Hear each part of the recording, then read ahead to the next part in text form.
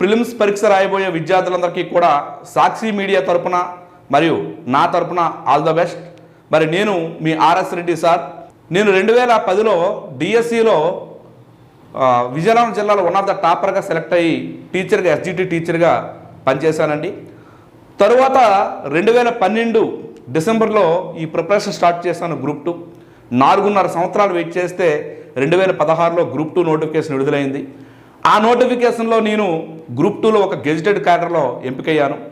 మరి ప్రస్తుతం గ్రూప్ 1కి ప్రిపరేషన్లో కూడా ఉన్నాను. మరి సాక్షి మీడియా యొక్క కోరిక మేరకు ఈ చాలామంది విద్యార్థులు ఒత్తిడికి లోనవుతున్నారు, ఎగ్జామ్ ముందు ఇంకా ఒత్తిడికి లోనవుతున్నారు అని దీనిపైన ఈ చివరి వారంలో ఎటువంటి జాగ్రత్తలు తీసుకుంటే మీరు ఈజీగా ప్రిలిమ్స్ క్వాలిఫై అవ్వచ్చో ఈ టిప్స్ చెప్తాను. నేను పాటించినవి మరి చాలామంది విద్యార్థులు ఎటువంటివి చేయాలో ఆ టిప్స్ చెప్తాను. చాలా ఇంపార్టెంట్ అండి. అయితే ఎలాంటి విద్యార్థి అయినా సరే ఎగ్జామ్ ముందు వరకు చదివింది ఒక లెక్క, ఈ లాస్ట్ వారం రోజులు తీసుకున్నది ఒక లెక్క. చాలా ఇంపార్టెంట్. ఎందుకు సార్ అంటే ఎగ్జామ్ దగ్గర పెడుతున్న కొలిది మనకి నెకస వ్యాకులత, పరీక్ష అంటే ప్రతి ఒక్కరికి ఫోబియా. ఈ కారణంలో ఈ యొక్క మార్గంలో ఏం చేస్తామంటే మనకి మైండ్ పనిచేయదు, విపరీతమైన టెన్షన్ పెరుగుతుంది, ఎగ్జామ్ దగ్గర పడిపోతుంది, చదివిన సిలబస్ ఏమీ గుర్తుండదు, అన్నీ ఆల్రెడీ చదివావు, ఏమీ మైండ్లో లేదు, అంత శూన్యం, ఏం చదవాలో తెలియదు, ఈరోజు ఏం చదవాలి, రేపేం చదవాలి, ఈరోజు ఇంకా టెస్ట్ సిరీస్లు ప్రాక్టీస్ చేయలేదు. మరి అదేవిధంగా స్కోర్ చూస్తే నార్మల్గా వస్తుంది, నేను అవుతానా లేదా, నేను కళ్ళ కన్నా ఈ యొక్క ఉద్యోగం మంచి గెజిటెడ్ క్యాడర్ అవ్వాలని నా కోరిక, ప్రిలిమ్స్ క్వాలిఫై కాకపోతే నా పరిస్థితి ఏంటి, ఇటువంటి డౌట్స్ అనేవి మైండ్లో వస్తాయి. ఇంకా ఎగ్జామ్ దగ్గర పెడుతున్న కొద్ది ఈ ఒత్తిడి పెరుగుతుంది. ఈ ఒత్తిడి పెరిగిందో నువ్వు ఈ మధ్య ఈ వారంలో చదివింది ఏది గుర్తుండదు. సో ఎప్పుడైనా విజయంలో కీలకం ఏంటంటే ఈ చివరి దశలో నువ్వు చదివినదే కీలకమైనది.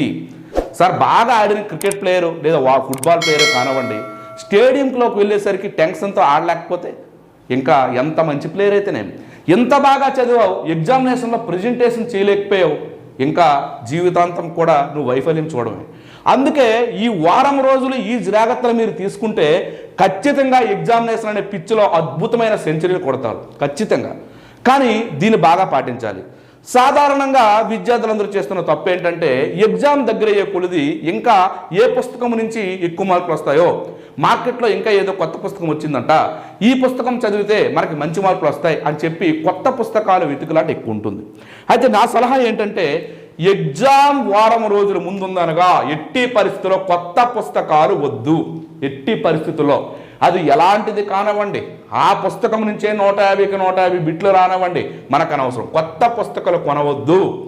ఎందుకంటే మీరు ఎంతవరకు చదివిన దాన్ని రివిజన్ చేయడం ఇక్కడ కీలకమైనది, చాలా ఇంపార్టెంట్.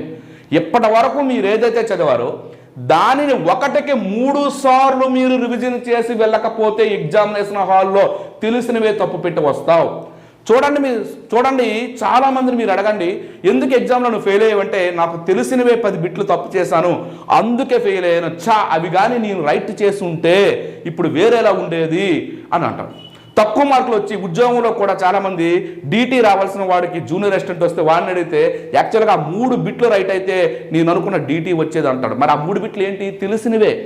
తెలిసినవి ఎందుకు తప్పు చేస్తారంటే రివిజన్ ఎగ్జామ్ ముందు చేయకపోవడం. నువ్వు ఎగ్జామ్ ముందు కొత్త పుస్తకాలు తిప్పావనుకో, కొత్త కరెంట్ అఫైర్ మ్యాగజైన్, ఏదో కొత్త మార్కెట్లో వచ్చిన బుక్, ఇవి తిప్పారనుకోండి, పాత విషయాలని పునశ్చరణ చేసే అవకాశం తగ్గిపోతుంది. అందుకే ఎగ్జామ్ ముందు రివిజన్ చాలా ఇంపార్టెంట్. కొత్త పుస్తకాలు వద్దు. ఒకసారి చాలా ఇంపార్టెంట్. ఇంకో విషయం, అన్ని సబ్జెక్టులకి సమానమైన ప్రాధాన్యత ఇవ్వాలి.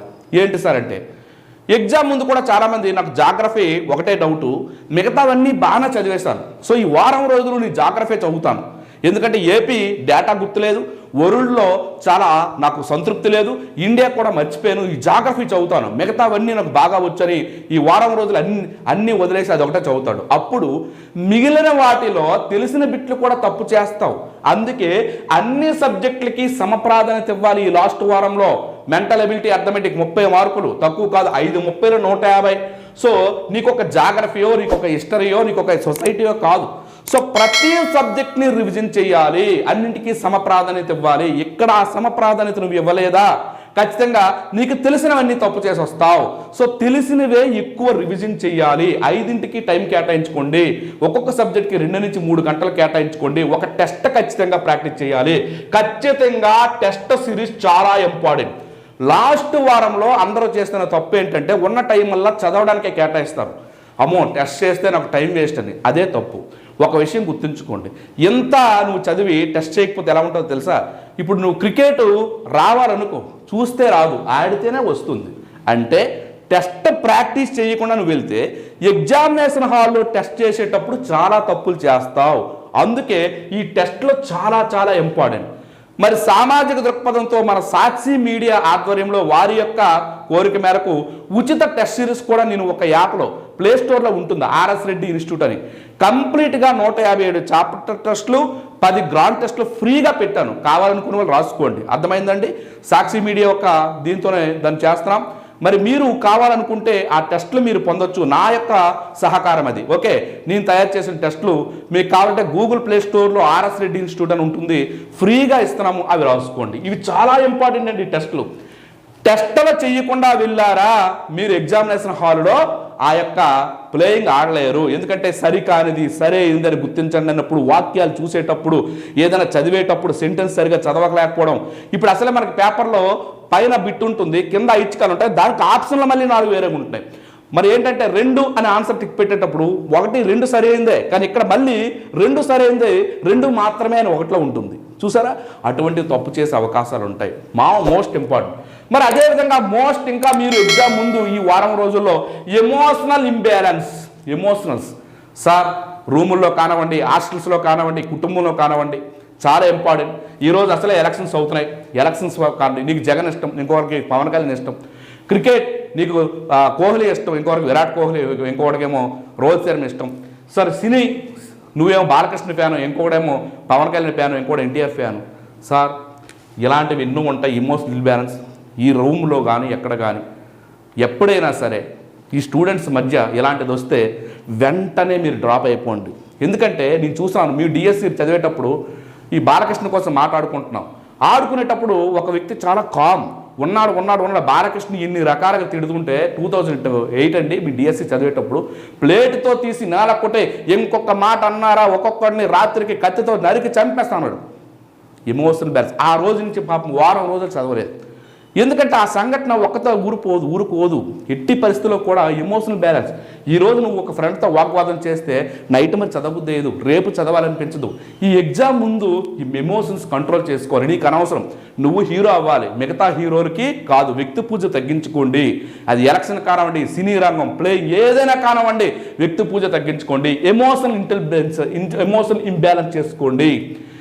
నెక్స్ట్ అదేవిధంగా శారీరకంగా మానసికంగా దృఢంగా ఉండాలి. చాలా ఇంపార్టెంట్ సార్. శారీరకంగా మానసికంగా ఏంటి సార్? శారీరకంగా ఏం లేదు సార్, డైలీ నువ్వు తీసుకున్న ఫుడ్ సాత్వికంగా తీసుకో. శారీరకంగా, ఎందుకంటే నీ శరీరం సహకరించకపోతే ఎగ్జామ్ రాయలేవు. మంచి ఫుడ్, ఫ్రూట్స్ తీసుకో, డ్రై ఫ్రూట్స్ తీసుకో, వీలైతే మిల్క్ తాగు. ఈ విధంగా మరి రూమ్లో ఉన్నవాళ్ళు నాన్ వెజ్ జోలికి పోకండి, శాకాహారమే తినండి. మరి అదేవిధంగా స్లీప్ చాలా ఇంపార్టెంట్. శారీరకంగా చాలామంది ఏం చేస్తారంటే ఎగ్జామ్ ఉంది కదా, అమ్మో ఎంత చదివినా ఈ వారం రోజులే కదా, 24/23 23 గంటలు చదివేద్దాం, 2 గంటల నిద్ర. వాడు ఎగ్జామ్ హాల్లో పడుకుంటాడు, రాయలేడు. సో సరి అయిన నిద్ర సరి అయిన విజయం. సో నువ్వు ఎట్టి పరిస్థితుల్లో 7 గంటల నిద్ర ఖచ్చితంగా ఎగ్జామ్ ముందు ఉండాలి. కానీ చాలామంది చేసేది ఎగ్జామ్ ముందు తక్కువ నిద్ర. సార్ నువ్వు ఒక 2 గంటలు చదివేసినంత మాత్రాన్ని ఎక్కువగా వెళ్ళిపోలేవు. ఒక విషయం గమనించుకోండి, నిద్ర సరిగా లేక ఆరోగ్యాన్ని దెబ్బతింటే ఎగ్జామ్ హాల్లో నువ్వు చేయాల్సిన దానికంటే 30% తక్కువ చేస్తావు, కానీ ఎక్కువ చెయ్యవు. సో శారీరక సంసిద్ధత చాలా అవసరం. సో నీ యొక్క ఫిజికల్గా నువ్వు బాగుండాలి. మంచి ఫుడ్ తిను, మంచి స్లీప్. రాత్రి 6:30 గంటలు పడుకో, మధ్యాహ్నం ఒక అరగంట పడుకో. మధ్యాహ్నం 6 గంట పడుకోకపోతే నువ్వు చదివింది ఎక్కదు, మైండ్కి వెళ్ళదు. ఎందుకంటే ఉదయం 4కి లెగిస్తావు, లేదా 5కి లెగిస్తావు. అయితే కొంతమంది 9కి లెగిస్తున్న వాళ్ళు మధ్యాహ్నం మళ్ళీ పడుకోకండి. ఉదయం 4 గంటలు చదివిన వాడు మధ్యాహ్నం ఒక అరగంట పడుకోండి. నాకు తెలిసి ఉదయం 4, నైట్ 10, 11 చాలా మంచి టైం.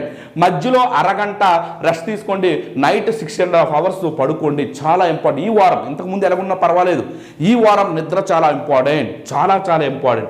మరి అదేవిధంగా మనం చూస్తే మానసిక సంసిద్ధత ఏంటి సార్? చూడండి, ఈరోజు ఈ వారం రోజుల్లోనే నీ ఫ్రెండ్ చనిపోవచ్చు, మీ ఇంట్లో బాగోలేకపోవచ్చు, మీ అమ్మగారికి సీరియస్గా ఉండొచ్చు. నువ్వేం చేయగలవు? ఇది నీ జీవిత లక్ష్యం అండి. నువ్వేం చేయగలవు? మీ ఊర్లోనో మీ చుట్టాలనో ఒకరు పెట్టి నువ్వు మానసికంగా కంట్రోల్లో ఉండాలి. మా అమ్మగారికి బాగోలేదు, హాస్పిటల్లో జాయిన్ అయ్యారు, ఓకే డబ్బులు నా దగ్గర లేవు, నేనేం చేయలేను, ఎవరిని అప్పోడిస్తాను, ఈ వారం నేను చదువుతాను, మా అమ్మగారికి బాగుంటుంది, సో నేను ఫైనాన్షియల్గా నాకు ఈ ఉద్యోగం వస్తే ఒకటి ఫైనాన్షియల్గా స్థిరపడతాను, అలాగే సాంఘిక గౌరవం మంచి పేరు వస్తుంది, అలాంటి దానికోసం ఈ వారం రోజుల్లో నేనేం చేయాలి అని నీకు నువ్వు ఎమోషనల్గా మానసికంగా నువ్వు దృఢపడు. నువ్వు మానసికంగా నువ్వు అదే కానీ ఈ వారం రోజులు నేనే హాస్పిటల్లో ఉంటాను, నేనే అక్కడ ఉంటానంటే ఈ ఎగ్జామ్ పోద్ది. సో అందుకే నువ్వేం చేస్తావు? ఆల్టర్నేట్గా ఫ్రెండ్స్నో ఇంకెవరైనా పెట్టుకోవాలి. సో ఇటువంటిది చూసుకోండి. మానసికంగా మీ నాన్నకు బాగోలేకపోయినా, మీ అమ్మకు బాగోలేకపోయినా, ఎవరికి బాగోలేకపోయినా నువ్వు డెలా పడకు. ఈ వారం రోజులు చాలా అవసరం. ఇక్కడ నువ్వు ఈ బ్యాలెన్స్లు ఈ యొక్క బ్యాలెన్సింగ్ అనేది చేసుకోవాలి. ఇంకో విషయం సార్, శారీరక మనం పరిశీలిస్తే తాత్కాలిక సుఖాలు. అసలే పెళ్ళిళ్ళ సీజన్, బెస్ట్ ఫ్రెండ్ నువ్వు రాకపోతే నేను పెళ్లి చేసుకుంటారా అంటాడు. అయితే బాలకృష్ణ ఏదో సినిమాలో నరసింహనాయుడు నా ఫోటో పంపిస్తాను ముందు పెట్టి చేసుకోరని చెప్పి, అంతేగాని నువ్వు పెళ్లికి హాజరు కాకు. ఒక్కరోజు చాలా కీలకం, చాలా ఇంపార్టెంట్ ఒక్కరోజు అనేది. సో పెళ్ళిళ్ళు, పండగలు, జాతరలు, యాత్రలు అన్నీ నిషేధించే ఈ వారం రోజుల్లో. ఓకే, నెక్స్ట్ మోస్ట్ ఇంపార్టెంట్, నువ్వు చదివేటప్పుడు హైలైటర్స్ ఉంటాయి, హైలైటర్స్ అవి యూజ్ చేయండి. హైలైటర్స్ అంటే ఏంటో తెలుసండి? ఈరోజు ఎగ్జామ్ లాస్ట్ 2 రోజులు కానీ ముందు రోజు కానీ 3 రోజులు నువ్వు ఎక్కువ రివిజన్ చేయాలనుకుంటావు కదా. ఈ మొత్తం రివిజన్ చేయాలంటే కష్టం కనుక కష్టమైన వాటిని, ఇంపార్టెంట్ వాటిని పేజీకి 3-4 మాత్రం ఈ హైలైటర్స్ ఉంటాయి, వాటితో టిక్ పెట్టుకుంటే ఎగ్జామ్ ముందు రోజు నీకు మరిచిపోయిందల్లా గుర్తుంటుంది. సో ఈ హైలైటర్స్ ఉపయోగించండి. ఎగ్జామ్ ముందు రోజు మాత్రం కష్టమైనవి, ఇంపార్టెంట్వి రివిజన్ చేసుకొని వెళ్తే ఎగ్జామ్లో నువ్వు బాగా చేయగలవు. ఏం లేదు సార్, సపోజ్కి ఒక చిన్న విషయం, సాధారణ విషయం ఉంది. గాంధీజీ గారు ఇండియన్ ఒపీనియన్ పత్రికని దక్షిణాఫ్రికాలో స్థాపించారు, నీకు గుర్తుందండి. సరే, అదే గాంధీజీ గారు ఏ సంవత్సరంలో స్థాపించారు అని గుర్తులేదు అనుకోండి, 1906 అని ఉందనుకోండి, దాన్ని హైలైటర్ పెట్టు. చిన్న విషయాన్ని అంటే నీకు ఒక వాక్యం తెలియకపోతే మొత్తంగా నువ్వేం చేస్తావు అంటే ఒక పేజీలో 2-3 అయినా సరే కఠినమైన హైలైటర్ పెట్టుకో. ఓకే, మరి గుప్తుల కాలంలో నాబ్నాలో పార్వతీ దేవాలయం ఉంది, ఎక్కడ ఉంది నీకు గుర్తున్నట్లేదు. ఆ నాబ్నా పార్వతీ దేవాలయం అనేది టిక్ పెట్టుకో. ఇటుకలతో దేవాలయం బిటార్కంలో ఉంది, టిక్ పెట్టుకో. హైలైటర్ అది ఎగ్జామ్ ముందు చూస్తే నీకు మరొకసారి గుర్తొస్తుంది. ఒకసారి అర్థమైందా? హైలైటర్ యూజ్ చేయండి. మరి అదే విధంగా చూస్తే most important before day. Exam వచ్చేసిందండి, ఈ వారం రోజులు మీరు ఇలా చేశారు, ఎమోషనల్ బ్యాలెన్స్ చేసుకున్నారు, ఫ్రెండ్స్తో తగులాడలేదు, ఇలా చదివారు, కొత్త పుస్తకాలు చదవలేదు, మరి అదేవిధంగా అన్ని సబ్జెక్టులకి సమప్రాధాన్యత ఇచ్చారు. నెక్స్ట్ మోస్ట్ ఇంపార్టెంట్ బేసిక్స్ 60% ఇవ్వాలండి. బేసిక్స్ అంటే ఏంటి? ఇప్పుడు చెప్పిన సాధారణమైనవి, వాటి నుంచే బిట్స్ వస్తాయండి. బేసిక్స్కి మంచి ప్రాధాన్యత ఇవ్వాలి. బేసిక్స్ నుంచే బిట్స్ అన్ని వస్తాయి 60%. అయితే ఎగ్జామ్ ముందు రోజు చాలా ఇంపార్టెంట్ సార్. ఈరోజు రేపు పెళ్ళి అంటే ఎగ్జామ్ రాసే డేటు ఈరోజు చాలా ఇంపార్టెంట్. బిఫోర్ చాలామంది చేసేది ఏంటంటే ఎగ్జామ్ ముందు రోజు నైట్ అవుట్ చేస్తారు, చాలా తప్పండి. ఏడా ముందు రోజు రాత్రి నిద్ర లేకపోతే ఉదయం ఎలా ఉంటుందో తెలుసు కదా, మనకు తెలుసు కదా. ఒక విషయం గమనించండి, ఎగ్జామ్ ముందు రోజు 8 గంటలకి మీరు ప్రిపరేషన్ క్లోజ్ చేసేయండి. పుస్తకాలు వద్దు, 8 గంటలకు తినేయండి, మీ ఫ్రెండ్స్తో సరదాగా మాట్లాడుకోండి, పుస్తకాలని కట్టేయండి, అటుకుల మీద పడేయండి. మీరేం చేస్తారంటే మీ ఫ్రెండ్స్తో సరదాగా మాట్లాడుకుని వేగంగా 10 గంటల లోపే పడుకుండిపోయింది. లేట్ అయితే మళ్ళీ నిద్ర రాదు. పడుకోండి, 8 గంటలైనా సరే పడుకోండి, డోంట్ వరీ. 6:30-7 లెగవండి, హ్యాపీగా మర్చిపోకండి. మళ్ళీ బకాసుడి నిద్ర వద్దు. ఇక్కడ మీరు చేయాల్సింది ఏంటంటే ఉదయం లేచి ప్రశాంతంగా స్నానం చేసి ఏదో ఒక విధంగా ఒక దైవస్మరణ ఏదో చేసుకొని ఎగ్జామినేషన్ హాల్కి 2 గంటల ముందు వెళ్ళండి. కనీసం చదవద్దు, ఎట్టి పరిస్థితుల్లో చదవద్దు. ముందు రోజు 8తోనే ఎగ్జామ్ ప్రిపరేషన్ ఆపేయండి. సార్ మీరేంటి సార్ అలా అంటారు, మాకు బోర్డు అంత రివిజన్ చేయాలి, ఇప్పటికే మీకు చదవలేదు సార్. ఒక విషయం చెప్తాను, గుర్తుంచుకోండి. మేమేదే చదివింది గుర్తులేదు సార్ ఎగ్జామినేషన్లో, మీరేమో 8 కాపీమంటున్నారు, ఎలా కుదురుతుంది సార్? అసలు మాకు వద్దు సార్, మీరేం చెప్పినా మేము వినం. 8 కాదు, తెల్లవారు రాత్రి ఎగ్జామ్ ముందు రోజు వరకు మేము చదువుకునే వెళ్తాం అంటారు. అది తప్పు. నా సలహా చెప్తాను, గుర్తుంచుకోండి. నా అనుభవం కూడా చెప్తాను సార్. ఒక విషయం, మనం చదివినవన్నీ గుర్తులేదు అనుకుంటారు, కానీ చదివిన ప్రతిదీ ఎగ్జామినేషన్ హాల్లో గుర్తొస్తుంది. దాన్ని సైకాలజీలో ఉపచేతనం అంటారు. ఉపచేతనం ఏంటి సార్ అంటే, చూడండి, నీ చిన్నప్పుడు ఫ్రెండ్స్ ఎవరు కావాలి, ఎవరెవరు చెప్పంటే నువ్వు చెప్పగలవా? 9 పేర్లు చెప్తావు. నీ చిన్నప్పుడు 40 మంది గుర్తుండొచ్చు, 40 మంది ఉండొచ్చు, కానీ 9 పేర్లే చెప్తావు. ఎగ్జామ్ ముందు రోజు నువ్వు గుర్తు చేసుకుంటే 4 బిట్లు కనిపిస్తాయి, మిగతా కనిపించవు. ఎగ్జామినేషన్ హాల్లో కనిపిస్తాయి. సపోజ్ నీ చిన్నప్పుడు ఫ్రెండ్ ఏదో తిరునాళ్ళలోనో ఏదో పండుగలో ఎదురయ్యాడు, ఒరే బామా బాగున్నావా అని అప్ చేసుకుంటావా? అదే ఉపచేతనం మన మైండ్లో ఉంటుంది, ఎగ్జామ్ హాల్లో గుర్తొస్తుంది. భయపడకు సోదరా, ఎట్టి పరిస్థితుల్లో భయపడకు. దీన్ని ఉపచేతనం అంటారు సైకాలజీలో. అచేతనం అంటే మొత్తం మర్చిపోతావు. నువ్వు 1వ తరగతిలో ఎవడో చదువుకున్నాడు, ఒక పిల్లాడు, చాటి రూపం గుర్తుండదు, వాడు అచేతనం పోతాడు. కానీ 10వ తరగతిలో చదువుకున్నాడు ఉంటాడు కదా. సో ఈ ఎగ్జామ్ ముందు 6 నెలల్లో 2 నెలల్లో 3 నెలల్లో వారం రోజుల్లో నువ్వు చదివిన ప్రతిదీ కూడా నీ మైండ్లో ఉంటుంది. కానీ ఎగ్జామ్లో నువ్వు పేపర్ మీద చూసేటప్పుడే గుర్తొస్తుంది. So don't worry. సో ఇంకో విషయం, ఎగ్జామినేషన్ హాల్ ఆడు బెల్ల కొడతాడు, ఇంకా చదువుతుంటారు. దానివల్ల ఎంత లాసో తెలుసండి? టెన్షన్ పెరిగిపోతుంది, లోపల బీపీ పెరిగిపోతుంది, శరీరంలో హార్మోన్స్ రిలీజ్ అవుతాయి, విపరీతమైన ఒత్తిడి పెరిగిపోతుంది. ఎగ్జామినేషన్ హాల్లోకి వెళ్తావు, చెమటలు పడుతుంది. ఆ యొక్క స్పీడ్లో నువ్వు ఉండడం వల్ల అప్పుడు చదివిందే గుర్తుంటుంది, ఇంకేం గుర్తురాదు. సో దయచేసి ఎగ్జామినేషన్ ముందు రోజు 8 గంటలు కాపేయండి, నా మాట వినండి. ఎట్టి పరిస్థితుల్లో ఎగ్జామినేషన్ హాల్లో ప్రశాంతంగా ఉండండి. ఇంకో విషయం, బెల్ల కొట్టాడు, లోపలికి వెళ్ళిన తర్వాత చాలా ఇంపార్టెంట్, నీ పక్కోడు నాకు మ్యాథ్స్ వచ్చు నువ్వు హిస్టరీ చెప్పి అంటాడు. అలా అన్ని వాటితో డిస్కస్ చేయొద్దు. చదువు రాసుకుంటే బూడిదే. ఎట్టి పరిస్థితుల్లో నీ పక్కనోడు నీకంటే గొప్పవాడు అనుకో, నీకు వచ్చింది నీకు చాలు, పక్కవాడితో డిస్కస్ చేయకు. దానివల్ల టైం వేస్ట్. వాస్తవంగా నువ్వు చేసింది రైటే, వాడు చెప్పిందంతా నీకు తప్పైపోతుంది. అందువల్ల ఎట్టి పరిస్థితుల్లో ఎగ్జామినేషన్ హాల్లో పక్కవాడితో పరిచయం వద్దు, వాడితో నీకు డిస్కషన్ వద్దు, వాడికి ఏదొస్తారా అని నీది నువ్వే రాయ్. ఇది చాలా ఇంపార్టెంట్. ఇంకో విషయం, ఎగ్జామినేషన్ హాల్లో పేపర్ ఇచ్చారండి. సాధారణంగా చాలామంది బబ్లింగ్ విషయంలో చాలామందిని చూశాను. కోడ్ ABCD ఉంటుంది, నీకు బీ కోడ్ ఇస్తాడు, చూడకంటే టెన్షన్కి బీకి సి దుద్దేస్తాం. ఇలాంటి వాళ్ళు చాలామంది ఉన్నారు. చాలా జాగ్రత్త అండి ఇది. నువ్వు బబ్లింగ్ కోడ్ కానీ ఒకళ్ళు దుద్దితే వెంటనే ఇన్విజిలేటర్కి వెళ్ళి కలిసి ఆ యొక్క దీన్ని మార్క్ చేసుకో అక్కడే, లేదా దెబ్బైపోతావు. సో ఎట్టి పరిస్థితుల్లో బబ్లింగ్ చాలా ఇంపార్టెంట్. నెక్స్ట్, పేపర్ చేసే విధానం. సార్ ఒక విషయం, ఎగ్జామినేషన్లో అత్యంత కీలకమైనది ఏంటో తెలుసండి? 70% చదవడం, 30% పేపర్ ప్రజెంటేషన్. ఆ పేపర్ ప్రజెంటేషన్ నీ విజయం. నువ్వు ఎగ్జామినేషన్ హాల్లో పేపర్ ప్రజెంటేషన్ సరిగా చేయకపోతే నువ్వు ఎంత చదివినా వృధా. సార్ వాస్తవంగా ఈరోజు నాకు ఫుల్ ఫేవర్ అండి, నిన్న సాయంత్రం నుంచి విపరీతమైన ఫేవర్. కానీ సాక్షి వారి కోరిక మేరకు ఈ యొక్క వీడియో నేను చేస్తున్నాను. అందుకే నాకు థ్రోట్ కూడా కొంచెం ఇబ్బందిగా ఉంది. మెయిన్స్కి మరిన్ని వీడియోలు చేద్దాం, ఓకేనండి? అయితే చూడండి, పేపర్ రాసేటప్పుడు 30% విజయం. పేపర్ అంటే ఏంటి సార్ అంటే, పేపర్ చేసేటప్పుడు కార్యసాధక నిబంధన అనేది ఉంటుంది సైకాలజీలో. ఏంటి సార్ కార్యసాధక నిబంధన? వరుసగా 4 వచ్చిన బిట్లు చేస్తే 5వ నీకు తెలియకుండా రైట్ అయిపోతుంది. వరుసగా 4 తప్పులు చేస్తే నీకు వచ్చింది కూడా తప్పు అయిపోతుంది. కార్యసాధక నిబంధన. కాదంటే మ్యాథ్స్ జమ్ అంటాడు, వాడికి 3 లెక్కలు ఇవ్వండి, చేయలేకపోయాడు అనుకో, 4వ లెక్క A+B² సూత్రం కూడా వాడికి గుర్తురాదు. సో అందుకే పేపర్ చేసేటప్పుడు 5 సబ్జెక్టుల్లో ఒక్కసారి పేపర్ మొత్తాన్ని 5 నిమిషాలు చూడండి. ఏది సులభంగా ఉందో దాన్ని చెయ్యండి. నీకు వచ్చింది బాగా వచ్చిన హిస్టరీ కష్టంగా ఇచ్చాడు వద్దు, నీకు జాగ్రఫీ కష్టం ఈజీగా ఇచ్చాడు అది చెయ్యి. 5 కూడా ఏం చేయాలి? వచ్చినవన్నీ ముందు చేసేయండి. సో జాగ్రఫీలో 15 తెలుసు, 15 చేసి.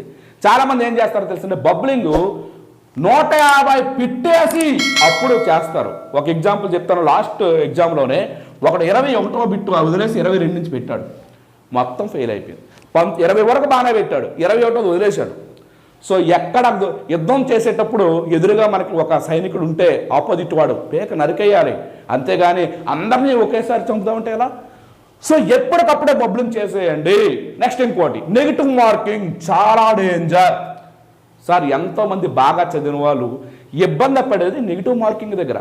నెగిటివ్ మార్కింగ్ సార్ 1/3 పోతుంది. చాలామంది ఏమనుకుంటారు తెలుసా, 150కి 150 పెడితే మనకు తెలిసి నువ్వు 90 ఉంటే 60లో 60 పోతే ఏమైపోయింది, ఇలాంటి వాదనలు వస్తాయి. ఇట్టి పరిస్థితి 60లో by 3 320 70 వచ్చేస్తున్నాయి. కానీ అసలు విషయం ఏంటంటే, నెగిటివ్ మార్కింగ్లో ఏమాత్రం జోలికిపోయినా మీరు మొత్తం ఫెయిల్ అవుతారు. మరి ఎలా చేయాలి సార్? చాలా జాగ్రత్త. ఫస్ట్ మీరు ఏం చేస్తారంటే, వచ్చినవన్నీ చేస్తారండి, 60 వచ్చాయి మీకు, ఇంకా 90 తెలియదు. ఓకే, ఇందులో ఒక విషయం, 50:50 తెలిసిన ఉన్నాయి పెట్టేయి. 2 ఆప్షన్లే తప్పు వస్తున్నాయి, 2 ఆప్షన్లు తెలుసు పెట్టే, పర్వాలేదు. ఒక ఆప్షనే నీకు తెలిసింది 3 తెలియవు, ఎట్టి పరిస్థితుల్లో పెట్టకు. ఓకే, 3 ఆప్షన్లు ఉన్నాయి, 4 ఆప్షన్లు ఉన్నాయి, తెలుసు కానీ కొంచెం కన్ఫ్యూజ్, పెట్టేసేయ్. 4 ఆప్షన్లు ఉన్నాయి, ఇది ఒకటే రైట్ లాగా ఉంది కానీ 3 తెలియవు, వద్దు. ఇలా చూసుకోవాలి. సో పేపర్ కఠినంగా ఉంటే తక్కువ మాత్రమే పెట్టండి, నష్టం లేదు. 80 పెడతారా 90 పెడతారా మీ ఇష్టం, పెట్టినవన్నీ రైట్ అవ్వాలి. 80 పెట్టారండి, ఓకే, 10 తప్పు అయ్యాయండి. ఓకే, అప్పుడు ఎన్ని వస్తాయి? 70 - 3 67, క్వాలిఫై. అదే 100 పెట్టేసావండి, 40 తప్పు అయ్యాయండి. 60/3 15 16 అంటే 44, డిస్క్వాలిఫై. సో నెగిటివ్ వద్దు, ఎట్టి పరిస్థితులు ఎక్కువ పెట్టొద్దు. 10 to 20 మధ్య కంటే ఎక్కువ నెగిటివ్ నీకు వచ్చాయా, నువ్వు ఫెయిల్. సో దయచేసి నెగిటివ్ బాగా చూసుకోండి, వచ్చినవే పెట్టండి, 50-50 వచ్చినవి పెట్టండి. మరి కట్ ఆఫ్ ఎంత ఉంటుంది నా అంచనా? నేను ఆల్రెడీ యూట్యూబ్లో, మన ఆర్ఎస్ రెడ్డి ఇన్స్టిట్యూట్ యూట్యూబ్లో క్లియర్గా పెట్టాను, దానికోసం అరగంట అనాలిసిస్. కష్టంగా ఉంటే, సింపుల్గా ఉంటే అత్యంత కఠినమైనది 50, మోడరేట్ 55, సులభం 60, ఇంతకు మించి కట్ ఆఫ్ ఉండదు, ఇంక తగ్గుద్ది. భయపడకండి, ఈ వారం రోజులు భయపడకండి, వారం రోజులు ప్రశాంతంగా చదవండి. కట్ ఆఫ్లు ఎక్కువ ఉండవు, ఎందుకంటే 45,000 మందిని తీస్తున్నాడు. 2016 ఎగ్జామ్లో నెగిటివ్ లేకుండా 74 అండి. పేపర్ ఈజీ, 3 సబ్జెక్టులు, అందరికీ తెలిసిన పాలిటీ, అందరికీ తెలిసిన ఎకానమీ. అలాంటిది ఇప్పుడు ఇండియన్ సొసైటీ కొత్తది, మ్యాథ్స్లో ఎవరికి రావు స్కోరింగు. మరి అలాంటప్పుడు కట్ ఆఫ్ 20 కంటే ఎక్కువే తగ్గుద్ది. సో 54 ఇది రాసి పెట్టుకోండి. ఓకే సార్, మరి ఇలాంటి మంచి అవకాశం ఎక్కువ మంది విద్యార్థులకు తెలియజేయాలని ఇచ్చిన సాక్షి మీడియాకు, మరి అదేవిధంగా అందరి విద్యార్థులకు కూడా నేను ధన్యవాదాలు తెలియజేసుకుంటున్నాను.